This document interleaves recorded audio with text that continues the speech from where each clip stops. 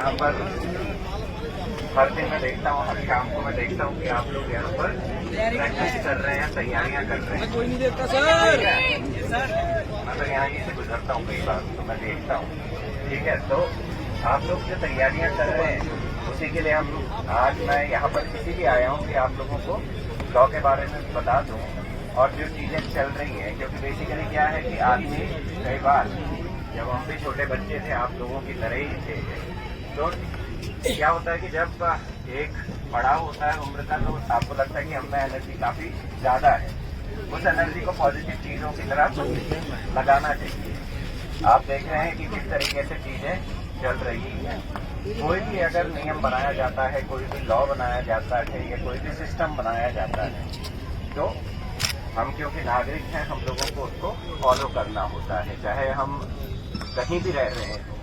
आप अभी देख रहे हैं कि किस तरीके से चीजें चल रही हैं, लेकिन क्योंकि हमारा जो प्रदेश है काफी शांतिप्रिय प्रदेश है और हम जहाँ पर रहते हैं वहाँ अमन और शांति अच्छी है। यहाँ पर क्योंकि उत्तराखंड एक मार्शल कॉम वाला प्रदेश है, मैं खुद यहाँ ही का रहने वाला हूँ, तो मार्शल कॉम उसको कहते हैं क्योंकि किसी भी कंट्री की सुरक्षा के लिए सबसे ज्यादा जहाँ पर से आदमी को या जो नव युवक हैं उनको जहाँ से चुना जाता है। तो बेसिकली आप लोग भी इसी तरीके से जो ये प्रैक्टिस कर रहे हैं, तो आप प्रैक्टिस तो इसलिए कर रहे हैं कि आप सेना में जाना चाहते हैं, आप पैरामिलिट्री में जाना चाहते हैं, बहुत सारे ऑप्शन हैं। जब हम भी तैयारी करते थे तो हम भी इसी तरीके से पेशेंस से करते थे, क्योंकि पेशेंस रखना बड़ा जरूरी है। कई बार क्या होता है कि आदमी भावनाओं में बह जाता है और भावनाओं में बहने के बाद वो कई स्टेप्स ऐसे उठा लेता है जिससे कि उसको वापस आ पाना बड़ा मुश्किल होता है।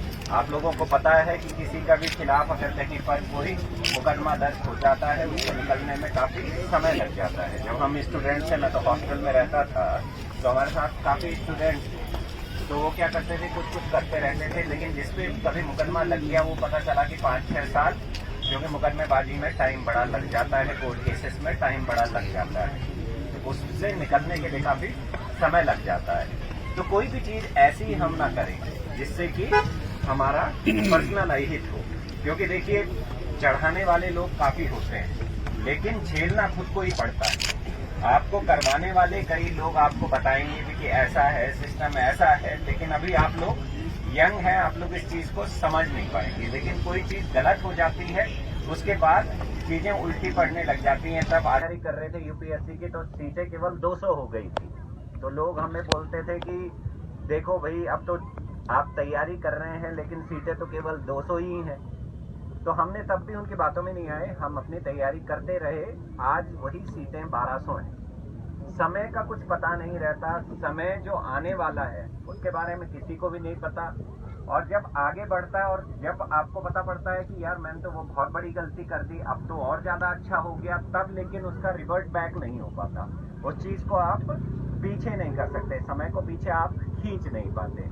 इसीलिए आने वाले सालों में क्या होगा आप लोगों को पता ही नहीं है, क्योंकि फ्यूचर किसी ने देखा ही नहीं। अगर फ्यूचर कोई देखने वाला होता तो फिर यहाँ पर आप सबको फ्यूचर पता होता, आप सब अपना अपना देखते, लेकिन कई जगह लिखा हुआ है। तो इस चीज को आपको ध्यान रखना चाहिए। अगर कोई आपके पास आता भी है, आपको जबरदस्ती प्रोवोक भी करता है, लेकिन निर्णय आपका होता है।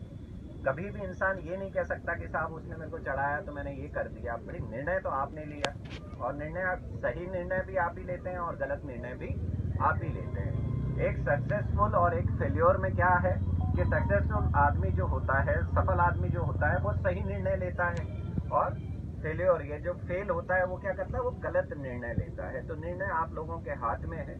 कहीं भी कोई दिक्कत आती है तो हम लोग आपके यहाँ पर हैं, 24/7 हम लोग आपके साथ ही मिलकर काम करते हैं। अगर कोई भी दिक्कत आती है तो आप लोग हमसे शेयर भी कर सकते हैं। हम भी यूनिफॉर्म सर्विस का पार्ट हैं। यूनिफॉर्म की नीतियां कई बार बदलती हैं, कई बार कुछ होता है, क्योंकि सरकार भी इसी तरीके से कार्य करती है। वो देखती है कि जनता का रुख किस तरीके